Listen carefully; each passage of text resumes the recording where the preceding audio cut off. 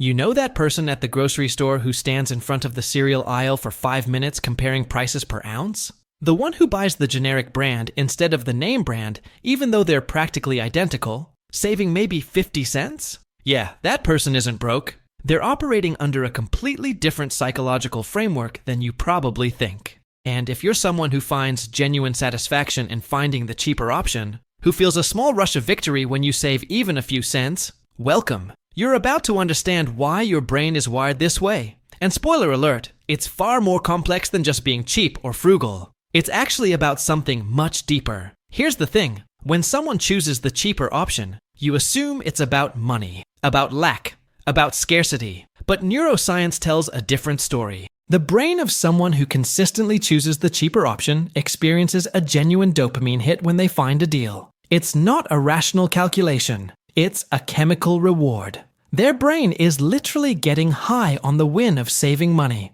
no matter how small, even if they have plenty of money in the bank. Even if the difference is 3 cents between two identical products, their brain lights up the same way a gambler's brain lights up when they hit a jackpot. It's the hunt.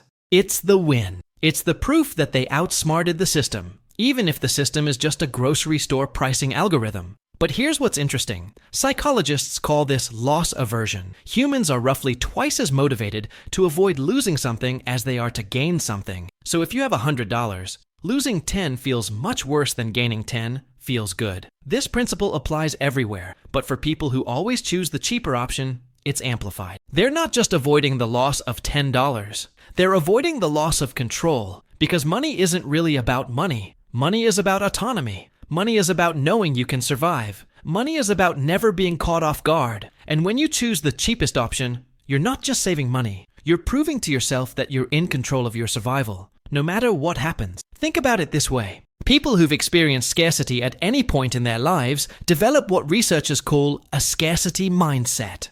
It doesn't matter if they experienced actual poverty as a child, or just the anxiety of not knowing if their parents could pay the mortgage. The brain records that uncertainty like a permanent scar, and from that moment on, every financial decision becomes a referendum on their safety. Choosing the expensive option isn't a choice, it's a threat. It feels like you're voluntarily stepping closer to the cliff. So they choose the cheaper option, not because they're cheap, but because their nervous system is still fighting for survival, even if their bank account says they're safe. There's also something called the illusion of control. People who obsessively choose cheaper options often feel more in control of their lives when they're making these micro decisions. The world is big and scary and unpredictable. Markets crash. Relationships end.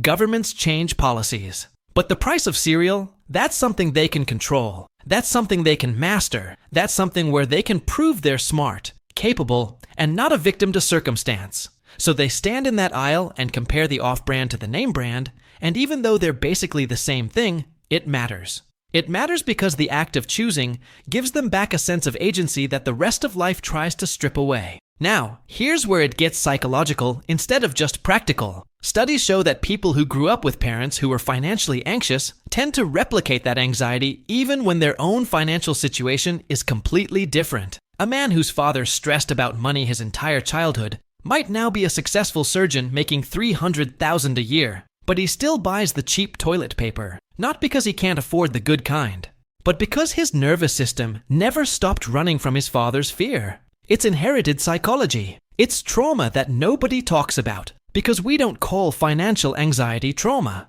but it is. It's the background radiation of someone's entire existence. And there's another layer, the psychology of fairness. People who always choose the cheaper option often have a deep, sometimes unconscious belief that they don't deserve the nice thing, that spending extra on themselves is somehow selfish or wrong, that the money should be saved for emergencies that may never come. This often connects to childhood experiences where wanting things was discouraged, or where love felt conditional on being good with money, or on not being a burden. So they learned early that the way to be safe, to be loved, to be acceptable, was to want less. And now they can't shake that belief even when they intellectually know it's not true. The cheaper option isn't just cheaper. It's proof that they're good, that they're worthy, that they're not a burden. But here's something wild that most people don't realize.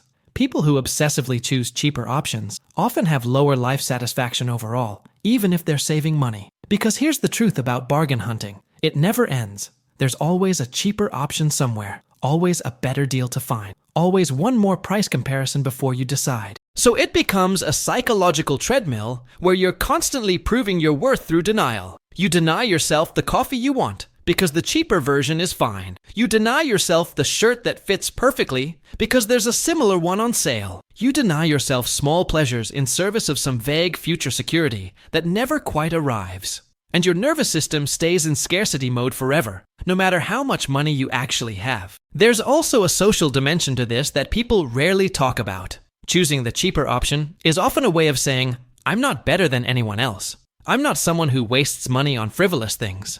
I'm practical, I'm wise, I'm humble, and these are all beautiful qualities. But when it's driven by fear instead of genuine preference, it becomes a mask.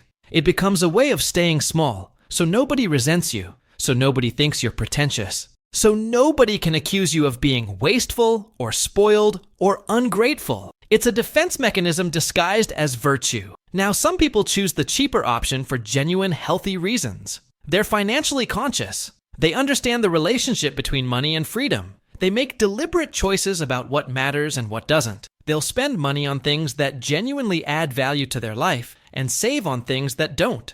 That's not what we're talking about here. That's healthy minimalism. That's intentionality. The person we're discussing is different. They choose the cheaper option even when they don't want to, even when they can clearly afford the better thing, even when it actually makes their life worse. They're choosing it because their brain is stuck in a pattern that made sense once, in a different time, under different circumstances, but doesn't serve them anymore. Here's the thing that's often missed. People who obsessively choose the cheaper option are usually doing something really insidious to themselves without realizing it. They're using frugality as a way to avoid asking for what they deserve. They're using cheapness as a substitute for self-worth. Because if you always choose the cheap option, you never have to face the question of whether you're worth the expensive one. You never have to risk rejection by wanting something nice. You never have to assert that you deserve good things. You never have to stand up and say, I'm worth it.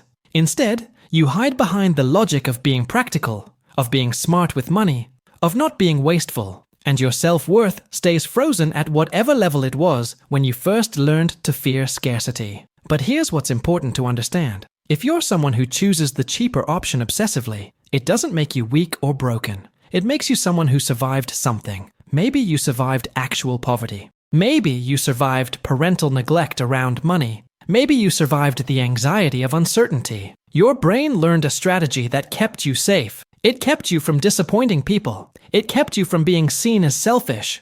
It kept you from the panic of running out. And that strategy was brilliant. It was exactly what you needed. But you don't live in that world anymore. Your nervous system hasn't caught up to your reality. Your brain is still fighting a battle that's already over. And the cheap option feels like victory. But it's actually just the continuation of a war you've already won. So the real question isn't whether you should buy the expensive option. The real question is whether your choices are actually choices, or whether you're just repeating patterns from a previous chapter of your life that no longer applies. Are you choosing the cheaper option because it genuinely aligns with your values and what you want? Or are you choosing it because your nervous system is still terrified? Because there's a massive difference between those two things. One is freedom. The other is a cage that's become so familiar you've stopped noticing the bars.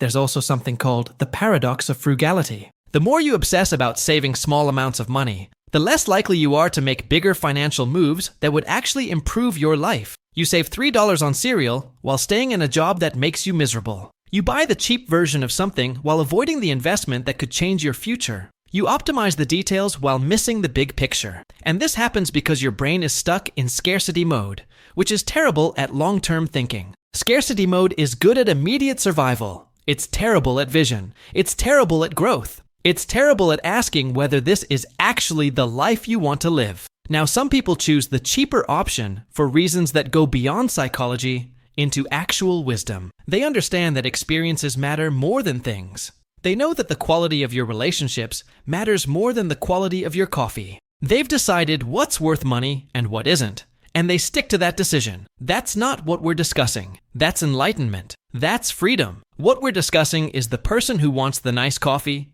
but buys the cheap one anyway. Who wants the comfortable shoes, but buys the ones that hurt because they're cheaper. Who wants to say yes to the experience, but says no because of the cost, even though they have the money. That's different. That's a cage. And here's something else that matters. People who always choose the cheaper option often experience shame around money that they don't even recognize as shame. They might feel embarrassed when they see other people spending freely. They might judge other people for what they consider wasteful. They might feel superior to people who buy expensive things, but that superiority is actually just armor. It's a way of defending the part of them that wants the expensive thing, but can't let themselves have it. So they mock people who do. They build a moral high ground out of their fear, and they pass these patterns on to their children, who now have to untangle the same knots. There's also a phenomenon called decision fatigue that connects to this. People who are constantly hunting for the cheapest option are constantly making decisions. Their brain is always in optimization mode. And this actually exhausts your mental resources faster than almost anything else. So by the time they're done shopping, by the time they've found all the deals, they've burned through the mental energy they needed for creativity, for relationships, for joy. They've traded hours of their life for the win of saving a few dollars. And they feel exhausted and resentful without understanding why. Because they don't realize they just traded their energy for a phantom victory. Here's what's wild. People who choose the expensive option, when they do it deliberately, and from a place of genuine preference, often report higher life satisfaction than people who obsessively choose the cheap option. Not because the expensive thing is better, but because they made a choice that felt good. They gave themselves permission to want something. They acted on that want. And that act of self-permission is revolutionary for people who've never been allowed to want anything. It's terrifying and exhilarating at the same time. But for people stuck in the cheaper option cycle, the idea of choosing the expensive thing can feel absolutely impossible. It can feel like betrayal, like carelessness, like stepping off the edge of a cliff. Because the cheap option isn't just about money. It's become a core part of their identity. It's how they know they're safe. It's how they know they're good. It's how they prove they're not a burden. And you can't just tell someone to stop. You can't just tell them they deserve better. Because it's not a logical problem. It's a nervous system problem. It's a survival problem. It's a problem that needs compassion, not criticism. So if you're someone who always chooses the cheaper option, even when you can afford something better, even when you want something better, the question isn't, why are you so cheap? The question is, what are you protecting yourself from? What loss are you still guarding against? What version of yourself from the past are you still trying to take care of? Because that's the real story. It's not about the money. It's about the fear beneath the money. It's about the terror of lack that became encoded in your nervous system at some point, probably before you had the words to understand it. Think about what that means for a second. Your nervous system learned a lesson a long time ago. Maybe it was watching your parents argue about bills at 3 in the morning. Maybe it was the look on their face when they realized they couldn't afford something. Maybe it was the silence that followed. That heavy silence that told you everything costs too much, and you're already a burden just by existing. Or maybe it was smaller than that. Maybe it was a single moment where you asked for something and heard no. Not a gentle no. A no that made you feel like you'd done something wrong just by wanting. Whatever the moment was, your brain recorded it. Your nervous system built a model of the world based on that moment. And it's been running that model ever since, even though you're not in that situation anymore. The problem is that your nervous system doesn't know that. It doesn't understand time, or change, or growth. It only understands threat and safety. And for years, maybe decades, it learned that the way to be safe was to want less. The way to be invisible and untouchable was to deny yourself. The way to avoid the pain of loss was to never have anything worth losing. So it created a rule so deep you don't even see it anymore. The rule that says, if you want something, you can't have it. If something costs more, you're not allowed to pick it. If you're tempted by the nice thing, you have to choose the cheap thing as punishment for even feeling the desire. Your nervous system treats your own wants like enemies trying to destroy you. And here's what's insidious about this.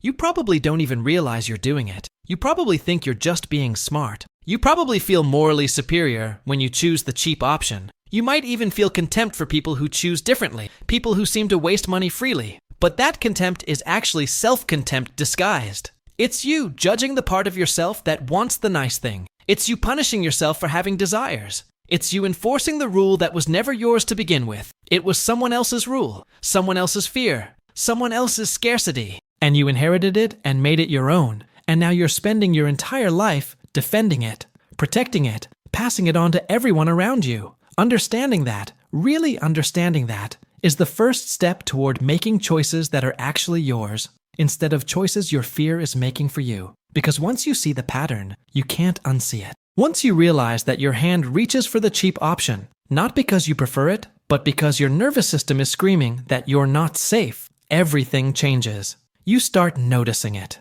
You start seeing the moment where your want and your fear collide. You start watching yourself choose scarcity when abundance is sitting right there waiting for you. And in that noticing, in that moment of awareness, there's a possibility. The possibility that you don't have to do it that way. The possibility that you could choose differently. Not because you should, but because you could. Here's the thing though. You don't have to abandon being smart with money to solve this.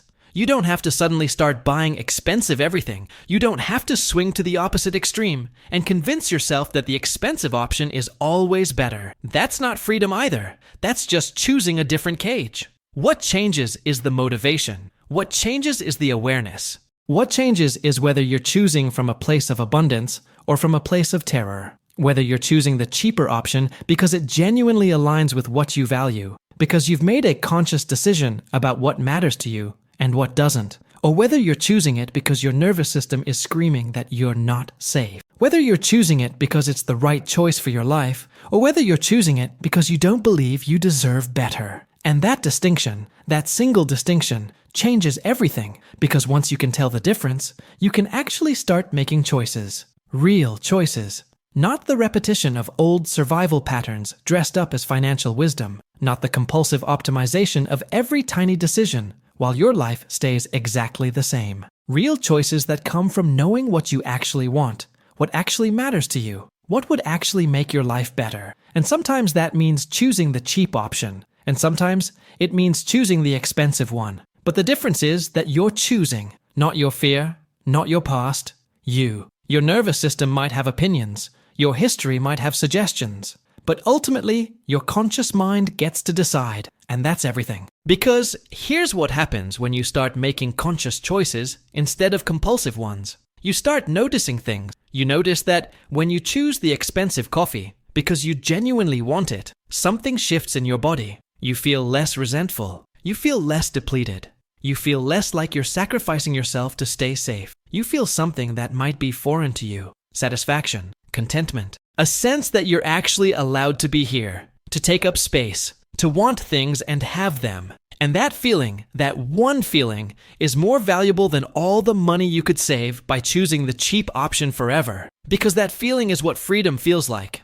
And you've been renting a cage thinking it was safety. And maybe that's what this whole thing comes down to. Not whether you buy cheap or expensive things, but whether you're actually living your life, or whether you're still living the life your fear thinks you have to live. Whether your choices are yours, or whether they belong to the scared version of you from years ago. Whether you're deciding based on what you want and what matters to you, or whether you're deciding based on a rule that was written before you had any say in it. Whether you're moving forward, or whether you're stuck in a loop, repeating the same choices, expecting different results, hoping that one day the accumulation of sacrifices will finally feel like enough. Because at the end of the day, true wealth isn't about money at all. It's about having the freedom to choose. It's about being able to want something and give it to yourself. It's about trusting that you'll survive no matter what. It's about knowing that your worth isn't determined by how little you spend or how much you save. It's about understanding that you're allowed to have nice things, that you're allowed to want, that you're allowed to take up space, that your happiness matters, that your comfort matters, that you're not a burden just for existing and having desires. And if you can't choose the expensive thing, even when you want it, even when you can afford it, even when it would genuinely improve your life, then you're not free yet. You're still in survival mode. You're still running from a threat that's no longer there. You're still protecting yourself from a loss that already happened. And no amount of money saved can make up for the life you're not actually living. Because all that money sitting in your account, all those cents you saved, all those tiny victories you accumulated, they don't matter if you never actually live. They don't matter if you spend your entire life denying yourself. They don't matter if you reach the end and realize you were safe the whole time, but you never knew it. You never trusted it. You spent your whole existence preparing for a disaster that never came. And that's the real poverty. That's the real loss. Not the money you spent on the expensive thing, but the life you lost by not spending it.